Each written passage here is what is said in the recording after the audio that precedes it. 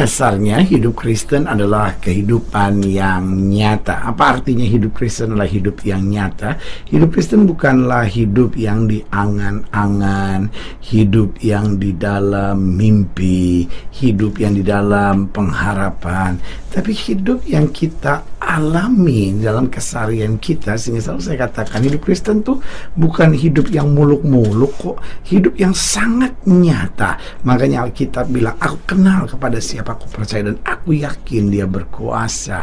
Nah, apa nyatanya hidup Kristen ini? Yang pertama saya pelajari, kalau kita hidup sebagai orang Kristen yang sungguh-sungguh takut akan Tuhan, dekat dengan Tuhan, maka setiap kita yang pertama akan mengalami pertumbuhan setiap hari. Karena hari ini kita harus lebih baik dari hari kemarin, dan hari esok kita harus lebih baik dari hari ini. Dan itu sebabnya saya terlalu yakin bahwa orang yang dekat dengan Tuhan selalu akan mengalami pertumbuhan dan kemajuan setiap hari. Alkitab sudah bilang rumusnya, kalau saja kita mau setia dalam perkara kecil, Tuhan akan berkati kita dalam perkara-perkara yang lebih besar. Nah, kalau hidup kita bertumbuh, maka otomatis itu adalah ciri dari kehidupan, karena segala sesuatu yang hidup pasti bertumbuh.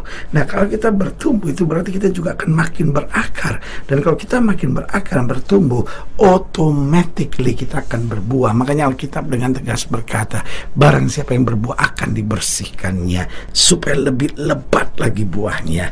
Itu artinya bukan berarti kalau kita hidup dekat dengan Tuhan gak ada masalah, tapi justru kalau kita ada masalah, itu bagian dari pertumbuhan yang lebih hebat lagi, sehingga kita makin berarti, kita makin maju, kita makin berkenan kepada Tuhan. Karena apa? Kita semakin dibersihkan untuk dapat mengeluarkan buah lebih lagi. Karena itu saudaraku yang kasih dalam Tuhan, ingat, apa buktinya kita hidup dekat dengan Tuhan?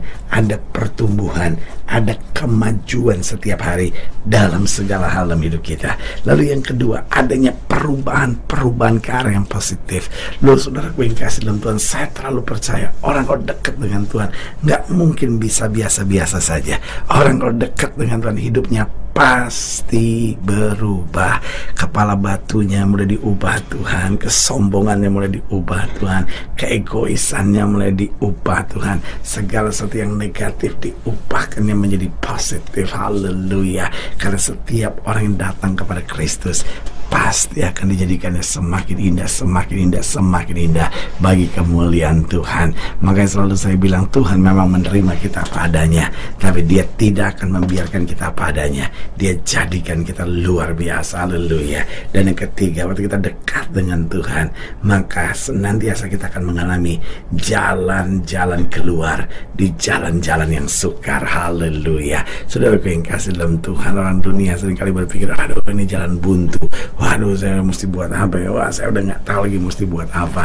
Dan ketika dia udah gak tahu mesti buat apa, akhirnya sikapnya menjadi arogan, akhirnya mulutnya jadi jahat, pikirannya jadi negatif. Tetapi orang percaya bisa tetap bersyukur dalam segala perkara, karena kita selalu mengalami jalan keluar di jalan yang sukar. Lihat Esther, di masa yang sukar dia cuma umumkan doa puasa, lalu dia diberikan jalan keluar oleh Tuhan.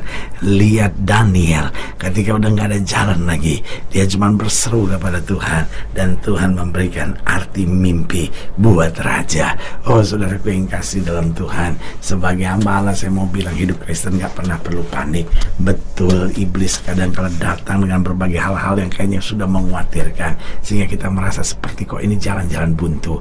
Tapi di jalan yang sukar sekalipun, di jalan yang kelihatannya buntu sekalipun, Tuhan adalah jalan keluar yang pasti buat kita. Berarti kalau kita dekat dengan Tuhan, yang pertama kita pasti akan mengalami pertumbuhan, kemajuan setiap hari.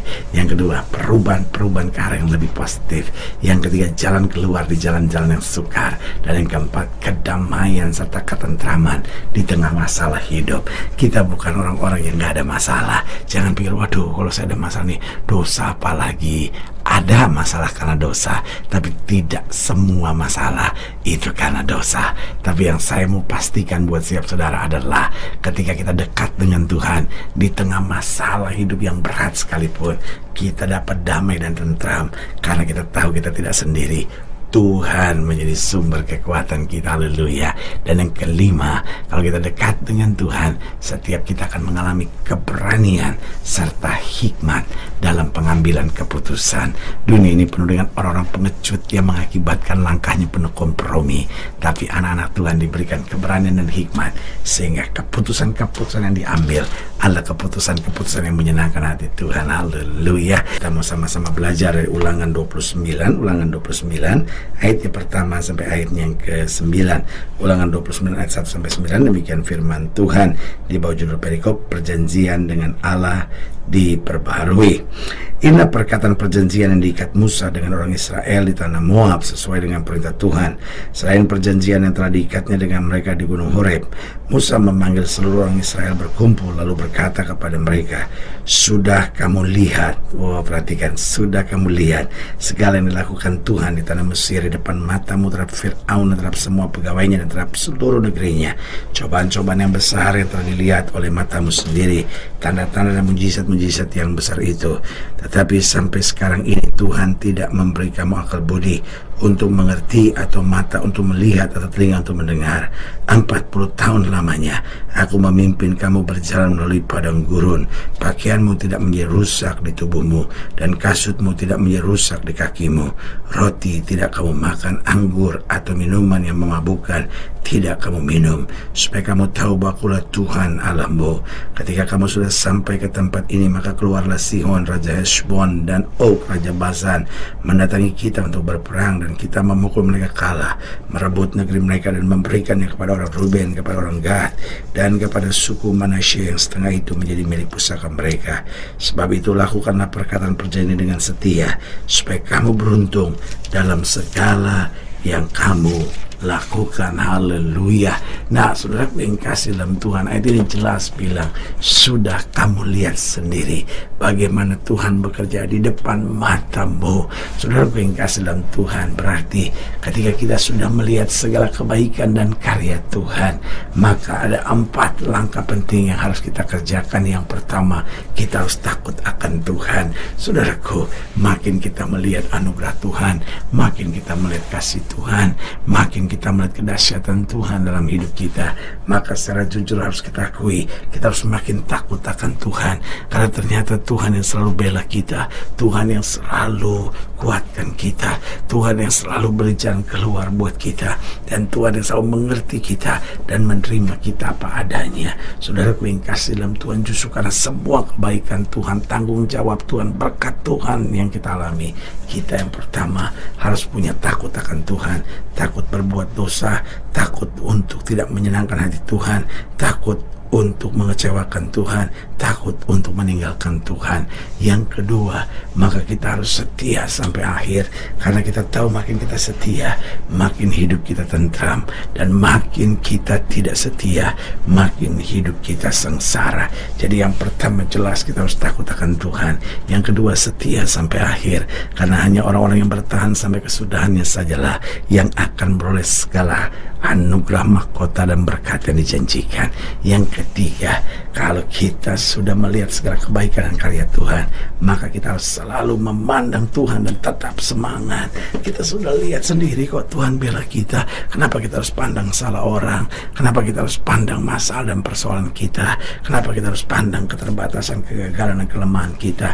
Pandang terus Tuhan, tetap bersemangat, karena daripadanya berkat kita, daripadanya pertolongan kita, dan keadilan Allah menjamin bahwa hanya yang terbaik saja yang akan kita alami. Haleluya.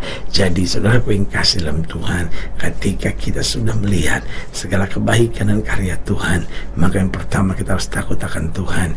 Yang kedua, kita harus setia sampai akhir. Yang ketiga, kita harus memandang Tuhan dan tetap bersemangat. Dan yang keempat, kita harus makin menempel, makin melekat kepada Tuhan. Karena dengan kita melekat pada Tuhan, kita punya kekuatan sorga. Makin kita melekat dengan Tuhan, kita punya hikmat sorga. Dan makin kita melekat dengan Tuhan, kita punya ketenangan sorga. Tapi makin kita melekat dengan dunia ini, kita akan terus gelisah dan tertekan. Karena itu saudaraku yang kasih dalam Tuhan, kita sendiri sudah melihat segala kebaikan dan karya Tuhan. Mari kita takut akan Tuhan, setia sampai akhir, hanya memandang Tuhan dan tetap bersemangat, makin melekat pada Tuhan. Ingat, Alkitab berkata orang benar akan keluar dan bercingkrak-cingkrak seperti anak lembu lepas kandang. Karena orang yang menabur dengan air mata akan menuai dengan sorak-sorai. Haleluya. Saudara yang kasih dalam Tuhan, secara khusus melalui program ini juga saya mau berdoa buat siapa yang sakit, siapa yang berbeban berat. Karena saya percaya bahwa bagi Allah tidak ada perkara yang mustahil. Nah, saudara yang didoakan secara khusus, boleh taruh tangan kanan saudara di dada dan kita akan berdoa. Mari kita berdoa. Bapa, dalam nama Yesus, sama buat yang sakit, sama buat yang berbeban berat, sama untuk setiap mereka yang sedang menghadapi masa-masa yang sukar. Karena Hamba percaya bahwa bagi Allah tidak ada perkara yang mustahil. Bapa, Hamba berdoa di dalam nama Yesus, Tuhan jamah. Yang sakit Tuhan sembuhkan, yang lemah Tuhan kuatkan, yang susah Tuhan hiburkan, yang jatuh Tuhan angkat. Sehingga hari-hari yang penuh kemenangan boleh berlaku. Secara khusus Hamba berdoa buat mereka yang taruh tangan kanannya di dada, di dalam nama Yesus. Anugerah kasih karunia, kuasa, berkat, mujizat Tuhan boleh terus terjadi. Bahkan mereka yang taruh tangan kanannya di dada, yang selalu ingin melihat lagi kebaikan Tuhan, mampukan kami itu takut akan Tuhan, setia sampai akhir, memandang Tuhan dan tetap bersemangat, dan makin melekat dan menempel pada Tuhan saja. Di dalam nama Yesus kami berdoa. Haleluya. Amin. Saudara gue yang kasih dalam Tuhan, kita sudah berdoa. Ingat, Allah tidak pernah lalai menepati janjinya. Inilah saatnya buat kita untuk bangkit bersemangat, bersuka cita dalam menghadapi segala perkara. Karena kita tahu Yesus hidup, Yesus berkuasa, dan selalu menyediakan terbaik buat anak-anaknya.